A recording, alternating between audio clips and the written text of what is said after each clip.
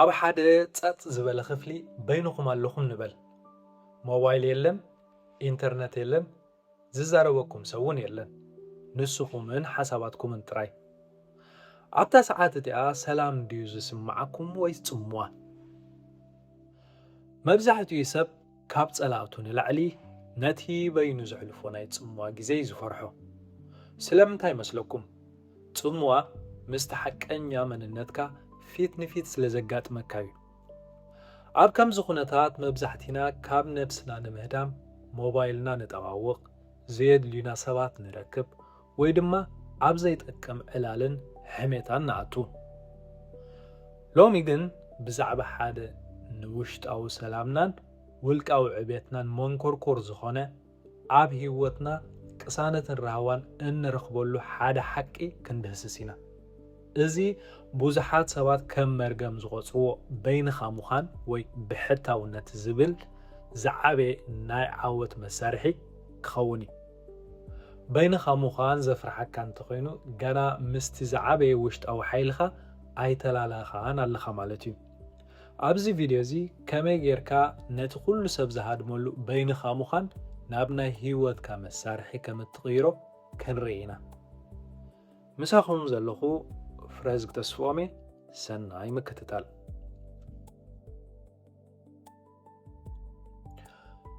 በይንና ዝኾንናሉ ግዜያት ኣዝዩ ብዙሕ እዩ መብዛሕትኡ ግዜ ንበይነየ ክንብል ከለና ከም ሕማቕ ነገር ወይ ከም ስቃይ ጌርና ኢና እንወስዶ እንተኾነ ግን ኣብ መንጎቲ ብሰንኪ ስእነት ሰብ ዝስምዓልና ጽምዋ ከምኡውን እቲ ንገዛእ ርእስና ንምርካብ ንምሕዳስን ብድልየትና እንመርጾ ብሕትውና ሰፊሕን ዓሚቑን ፍልልይ ዘለዎ እስከ ፍልልያቶም በብሓደ ንርአ ጽምዋ ክንብል ከለና ካብ ሰባት ተነፂልካ ከም ዘለኻ ዝስምዓካ ንመንፈስካ ዘድክምን ንልብኻ ዘሕዝንን ናይ ባዶ ስምዒት እዩ እዚ ድማ ሰብ የብለይን ካብ ዝብል ኣተሓሳስባ ዝነቐለ እዩ ብሕትውና ግን ብድሌትካ ምስ ገዛእ ርእስኻ ንምዃን እትመርጾ ሰላምን ዕረፍትን እትረኽበሉ ንኣእምሮኻ ዝሕድስ ኣወንታዊ ኩነታት እዩ ንሱ ገዛእ ርእሰይ ረኺበያ ኣለኹ ካብ ዝብል ናይ ሓያል መልእኽቲ ዝነቐለ እዩ ክንደይ ግዜ እዩ ኣብ ማእከል ብዙሓት ሰባት ከለኹም ጽምዋ ዝስምዓኩም እዚ ማለት ጽምዋ ምስ ሰባት ዘይምህላው ዘይኮነስ ምስ ነብስኻ ዕርቅን ሰላምን ዘይምፍጣር ማለት እዩ መብዛሕትኡ ግዜ ሰባት ውሽጦም ባዶነት ይስምዖም እሞ ንዕኡ ንምምላእ ፍቕሪ ሰባት ይደልዩ እቲ ሓቂ ግን ካልእ ሰብ ንውሽጣዊ ባዶነትካ ክመልኣልካ ኣይክእልን እዩ ልክዕ ከም ሓደ ዝነኾለ ፊስቶ ድላይካ ማይ ኣፍስሰሉ ዘይመልእ ንዓኻ ድማ ድላይካ ሰብ እንተኣፍቀረካ ብዙሕ ላይክ እንተረኸብካ እቲ ቀዳድ ፊስቶ ኣይመልእን እዩ ማይ ኣብ ክንዲ ምውሳኽ መጀመርታ ነቲ ዝነኾለ ፊስቶ ክትዓብሶ ይግባእካ ንውሽጥኻ ባዕልኻ ክትመልኦ ምስ እትጅምር ጥራይ እዩ እቲ ናይ ባዶነት ስምዒት ብነብሰ ፍቕሪ ዝምላእ በይንኻ ክትከውን ከለኻ ጽምዋ ዝስምዓካ እንተኾይኑ ምስ ሕማቕ ሰብ ኣለኻ ማለት እዩ እቲ ሕማቕ ሰብ መን እዩ ገዛእ ርእስኻ ንነብስኻ ክትጸልእ እንከለኻ ምስ ነብስኻ ግዜ ክትሕልፍ ይኸብደካ ነብስኻ ክትፈትዋን ክትቅበላን ምስ እትጅምር ግን በይንኻ ምዃን ካብ ኩሉ ዝበለጸ ዕረፍቲ ይኾነልካ ሓጎስን ኣቓልቦን ካብ ሰባት ምልማን ተቋርጽ ሽዑ ሓቀኛ ናጽነትን ዕረፍትን ትረክብ እስኪ ንሓንቲ ግዜ ናብቲ ንቡር ህይወትኩም ተመለሱ ቀዳም ምሸት እዩ ብሓደ ክንወፅእ ኢና ኢልኩም ምስ መሓዙትኩም ጽቡቕ ግዜ ክትሕልፉ ቆፀራ ጌርኩም ኣለኹም ንበል ግን ከዓ ሃንደበት ቴሌፎንኩም ይድወል ሎሚ ካልእ ቀዳምነት ዘድልዮ ጉዳይ ረኺብና ስለ ዘለና ክንራኸብ ኣይንኽእልና ሶሪ ይብልኹም ኣብታ ሰዓት እቲኣ ኣብ ውሽጥኹም እንታይ ዓይነት ስምዒት ዝፍጠር እምበኣርከስ እቲ ሓቀኛ መንነትኩም ካብዛ ሰዓታት ሒዝዩ ክልካዕ ዝጅምር ኣብ ቅድሚኹም ክልተ ምርጫታት ኣለዋ። ቀዳማይ ምርጫ እቲ ናይ ጽምዋ ፍርሒ ብንቡ ጭንቀት ይወርሰኩም በይነይ ክውዕል እንታይ ክገብር ዝብል ፍርሕን ኣእምሮኹም ክወሮ ይጅምር። ንበይንኹም ምዃን ከም ሓደ መርገም ወይ ከም ዓብ ኽሳራ ትርእይዎ። ሽዑ እንታይ ትገብሩ? ካብቲ ጽምዋ ንምህዳም ጥራይ ናብ ልብኹም ዘይፈትዎ ኣሉታዊ ጽልዋ ዘለዎ ሰብ ትድውሉ። ሎሚ እንተወፃና ኸመይ ይመስለካ ኢልኩም ንዓኻ ኣብ ዘይርባሓካን ካብ ልቢ ዘይነቐለ ኣዕልል ተምሲ። ገዛኻ ክትምለስ ከለኻ ግን ጽቡቕ ኣይስምዓካን። እቲ ጽምዋ ተሰሚዕካ እሞ ብናይ ካልኦት ሰባት ፍቕሪ ክትትክኦ ዝሓሰብካ ካብቲ ዝነበርካዮ ናይ ባዶነት ስምዒት ኣይገላገለካን። እኳ ደኣ ብዝኸፍአ መልክዑ ብዝተሓዋወሰ ስምዒት ትምላእ። እቲ ካልኣይ ምርጫ እቲ ናይ ብሕትኻ ግዜ ነቲ ግዜ ከም ሓደ ክቡር ውህበት ወሲድኩም ሎሚ ንነብሰይ ኣለይ መለይ ክብላየ ምስቲ ዝፈትዎ ሰብ ምስ ገዛእ ርእሰይ ግዜ ከሕልፍ እየ ትብሉ። ጽቡቕ መጽሓፍ ተንብቡ፣ ንነብስኹም ሓድሽ መግቢ ትሰርሑላ፣ ወይ ድማ ናብ ሓደ ጽቡቕ ቦታ ኸይድኩም ሞባይልኩም ዓጺኹም ቡን እንዳሰተኹም ብህድኣት ምስ ነብስኹም ተዕልሉ። ኣብዚ ግዜ እዚ ሓጎስ ካብ ካልኦት ኣይትልሙንን ኢኹም። ባዕልኹም ንውሽጥኹም ሓጎስ ትፈጥሩላ። እዚዩ እቲ ሓቀኛ ናጽነት። ማንም ሰብ ግዜ ስለ ዝሰኣነልካ ናቕዳን ኣቓልቦን ስለ ዘይመጠወልካ ህይወትካ ኣይተቋረፅን። ሓጎስካ ኣብ ኢድካ እዩ ዘሎ። ሓደ ግዜዩ ሓደ ብውሽጣዊ ጽምዋ ዝተሳቐየ መነሰይ ናብ ሓደ ብልቦንኦም ፍሉጥ ዝኾነ ዓብ ሰብኣይ ምኽሪ ደልዩ ኸደ። እቲ መንእሰይ ኣዝዩ ተረቢሹ ነበረ። ኣቦይ በሎም ብጭንቀት በይነይ ክኸውን ፈጺም ኣይከኣልኩን። ሰባት ምስ ዘይህሉ ጽምዋ ይስማዓኒ፣ ውሽጠይ ድማ ይርበሽ። ከመይ ገይረ ካብዚ ስቓይ እዚ ዝገላገል በሎም። እቶም ኣቦ ብህድኣት ሰምዕዎ። ብድሕሪኡ ናብ ጥቓ ገዝኦም ናብ ዝነበረ ሓደ ጽሩይ ቀላይ ወሰድዎ። እቲ ማይ ኣዝዩ ጽሩይን ንጹህን ነበረ።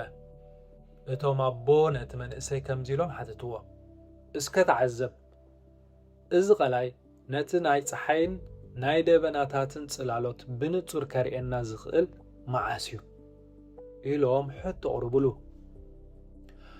እቲ መንእሰይ ቁሩብ ድሕሪ ምሕሳብ እቲ ቀላይ ብዝኾነ ንፋስ ከይተረበሸን ከይተዘርገን ህዱእ ምስ ዝኸውን ኢሉ መለሰሎም። እቶም ኣቦ ፍሽኽ ኢሎም ትርጉም ዘለዎ መልሲ ሃብዎ። ኣእምሮኻ እውን ልክዕ ከምዚ ማይ እዩ። ምስ ሰባት ክትከውን ከለኻ ብድምፅን ርእይቶታት ካልኦትን ብጫውጫውታ ናይዚ ዓለም ትናወፅ። ሽዑ መን ምዃንካ ንነብስኻ ብንጹር ክትሪኣ ኣይትኽእልን። በይንኻ ክትከውን ከለኻ ግን እቲ ንፋስ ይሃድእ፣ እቲ ማይ ይረጋጋእ። ሽዑ ነቲ ኣብ ውሽጥኻ ዘሎ ሓቀኛ መንነትካ ብንጹር ትርእዮ። ስለዚ በይንኻ ምዃን ማለት ጽምዋ ዘይኮነ ንነብስኻ እትርእየሉ መስትያት እዩ በልዎ። ካብዛ ዝነገርኩኹም ታሪኽ እዚኣ ንመሃሮ ነገር እንድሕር ኣሎ በይንኻ ምዃን ምስ እትለማመድ ምስ ነብስኻ ሰላም ምስ እትፈጥር ዋጋኻ ኣብ ኢድ ካልኦት ሰባት ኣይወደቕን እዩ። ሰባት ስለ ዘመስገኑኻ ኣይትሕጎስን፣ ስለ ዝነቐፉኻ ድማ ኣይተሓዝንን። ምኽንያቱ ንስኻ መን ምዃንካ ኣብቲ ጸጥታ ዝሰፈኖ በይንኻ ኸለኻ ብንጹር ስለ ዝተላልኻያ። መን ምዃንካ ምፍላጥ ሓይሊ ይዝህበካ። ኣቦታትና ክምስሉ እንከለዉ ካብ ምስ ሕማቕ ብጻይ በይንኻ ምዃን ይሓይሽ ይብሉ። እዚ ማለት ምስቲ ሰላምካ ዝዘርግ ሓሳብካ ዝሰርቕ ወይ መንፈስካ ዝሰብር ሰብ ካብ ምኻድ ንበይንኻ ብሰላም ምጓዓዝ ይኽብረካ ማለት እዩ። ካብ ምስ ዘየድልዩኻ ሰባት ኮይንካ ስምዒትካ እትጎድእ በይንኻ ኮይንካ ሰላምካ ክትሕሉ ይበልጽ። ጃን ጃክ ሩስ እንታይ ይብል? እተን ዝበለፃ መዓልታተይ ምስ ገዛእ ነብሰይ ዘሕለፍክዎን መዓልታተይን ይብል። ክቡር ሰማዒ፣ ነብስኻ እንተፈቲኸያ ንማንም ሰብ ኣብ ጎነይ ይኩን ኢልካ ኣይትልምንን ኢኻ። ፍቅሪ ሰባት ከም ተወሳኺ ጸጋ እምበር ከም መሰረታዊ መፍትሒ ትውሰዶን እዚዩ እቲ መሰረታዊ ሓይሊ ዝህበካ ሓቂ እዚ ኩሉ ዝተዛረብናሉ ዓሚቕ ጥበብ ናብ ተግባር እንተዘይተቐይሩ ትርጉም የብሉን ጥበብ ብተግባር እያ ትምዘን እሞ ከመይ ጌርካ ኢኻ ነዚ ብዙሕ ሰብ ዘፍርሖ በይንኻ ምዃን ናብቲ ዝዓበየ መሳርሒ ዓወትካ እትቕይሮ ሎሚ ህይወትካ ንምቕያር እትወስዶም 3 ሓያላት ስጉምትታት ክህበካ እየ ቀዳመይቲ ስጉምቲ ምስቲ ኣዝዩ ክቡር ሰብ ቆፀራ ይሃሉኻ ኣብ ሶምን ሓደ ግዜ ንገዛእ ርእስኻ ከምቲ ኣዝዩ ዝኸበረ ጋሻ ጌርካ ብምርኣይ ፍሉይ ቆፀራ ግበረላ ሞባይልካ ጥፋእዮ ካብታ ናይ ጫውጫውታ ዓለም ተገለል ኣብታ ሰዓት እቲኣ ምስ ነብስኻ ጥራይ ኣዕልል ከም ሓደ እሙን ዓርክኻ ጌርካ ሕቶታት ሕተታ ውሽጣዊ ስምዒታታ ድማ ብትዕግስቲ ኣዳምጾም እዚ ልምዲ እዚ ካብ ሰባት ኣቓልቦ ንምርካብ ካብ ዝግበር ጽግዕተኛ ምዃን የድሕነካ ጥራይ ዘይኮነ ውሽጣዊ ርግኣት ክፈጥረልካ ዝኽእል ጥበብ እዩ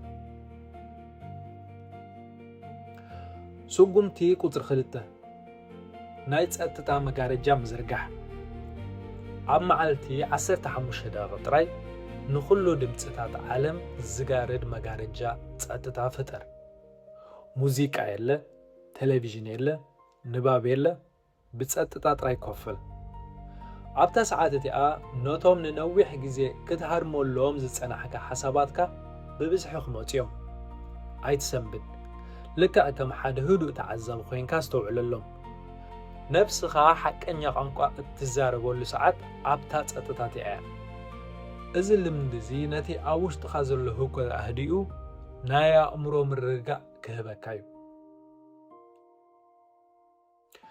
ስጉምቲ ቁፅሪ 3 ንብሕታውነትካ ናብ ናይ ነብሲ ዕቤት ግዜ ቀይሮ በይንኻ ምዃን ሓደ ሕማቕ መርገም ኣይኮነን በይንኻ ክትከውን ከለኻ ነብሰይ ዝሃንጸላ ዝበለጸት ኣጋጣሚ ረኺበ ኢልካ ሕሰብ እሞ ኣካላዊ ምንቅስቓስ ግበር ሓሳባትካ ወረቐት ኣስፍሮም ወይ ድማ ንነዊሕ ግዜ ክትመሃሩ ዝተመንኻ ሓድሽ ክእለት ተመሃር ናይ ውልቅኻ ግዜ ፍርያም ዝኸውን ንበይንኻ ምዃን ኣይትፈርሆን የግዳስ ናይ በይንኻ ግዜ ክህልወካ ሃንቀው ኢኻ ክትብል ምኽንያቱ በይንኻ ኣብ እትኾነሉ ግዜ ኣብ ነብስኻ እተውፍረሉ ዝበለጸ ኣጋጣሚ ስለ ዝኾነ ብሕትውና መዐቀን ሓይልኻ እዩ ነብስኻ ክትፈርሃ ዘይኮነስ ክትፈትዋን ከተኽብራን ተምሃር በይንኻ ምዃን ሰላምካ ዝምንጥል መቓብር ዘይኮነ ሓድሽ ሓይሊ እትዓትረሉ መኽዘን ጥበብ እዩ ንገዛእ ርእስኻ ብዝግባእ ከተፍቅራን ከተኽብራን ከም ዘላቱ ክትቅበላን ምስ እትጅምር ኣብ መሰረቱ ዘይነቓነቕ ከውሒ ትስርት ኣለኻ ማለት እዩ ሽዑ ሰብ ናብ ህይወትካ እንተመፀ ወይ እንተኸደ ዓለም እንተወደሰትካ ወይ ድማ እንተነቐፈትካ እቲ ውሽጣዊ ሰላምካ ኣይህወኽን እዩ ክቡር ሰማዒ በይንኻ ምዃን ማለት ካብ ሰባት ተነፂልካ ኣብ በዓቲ ተሓቢዕካ ምንባር ማለት ኣይኮነን ደቂ ሰባት ከም ማሕበራዊ እንስሳ መጠን ካብ ሰብ ተፈሊና ክንነብር ኣይንኽእልን እንተኾነ ግን ብዝተፈላለዩ ኣጋጣሚታት በይንኻ ኣብ እትኾነሉ ግዜ እቲ ግዜ ንውልቃዊ ዕቤትካ ክኸውን ዝኽእል ሓሳብ እትፈጥረሉ ንነብስኻ እተዛንየሉን እትሐጉሰሉን ኣጋጣሚ ክኸውን ኣለዎ ዳ እምበር ካብ ሰባት ኣቓልቦም ፍቕርን ንምርካብ ጥራይ ሃንቀው እናበልካ ኣብ ርእሲ ጽላኣትን ጭንቀትን ክትወድቕ ኣይግባእን ፍቕርን ኣቓልቦን ካብ ሰባት ቅድሚ ምድላይካ መጀመርታ ንስኻ ንገዛእ ርእስኻ ኣፍቅራን ተገደሰላ ሽዑ ምስ ሰባት ክትከውን ከለኻ ነብስኻ ድሮ ስለ ዝረኸብካያ ሰላማውን ሕጉስን ኢኻ እትኸውን ንኻልኦት ሰባት ቁኑዕን ኣኽባርን ብጻይ ክትከውን ትኽእል በይንኻ ምዃን ተለማመድ ምስ ነብስኻ ተዓረቕ ሽዑ እቲ ማንም ክሰርቆ ዘይክእል ሓቀኛ ሰላም ክትረክብ ኢኻ